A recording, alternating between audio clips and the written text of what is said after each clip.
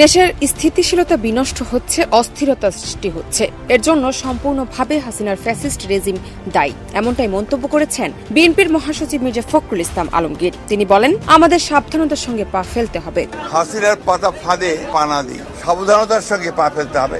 সফল হতে হলে ধীরে ধীরে এগোতে হবে, অন্ধকারকে আলো দিয়ে দূর করতে হবে, আলোকবর্তিকা জ্বালিয়ে এগিয়ে যেতে হবে। 9 ফেব্রুয়ারি সন্ধ্যায় যুক্তরাষ্ট্র সফর শেষে ঢাকার বিমানবন্দরে সাংবাদিকদের তিনি এসব কথা বলেন।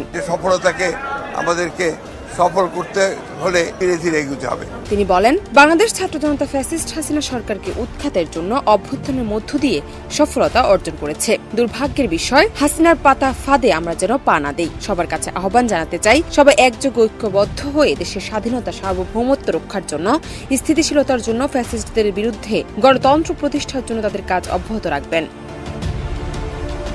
অপর এক প্রশ্নের জবাবে বিএনপি মহাসচিব দেশব্যাপী চলমান অপারেশন ডেভিল হান্ট চালানোর সিদ্ধান্তকে স্বাগত জানান। জান্নাত নিপু, দেশ রূপান্তর।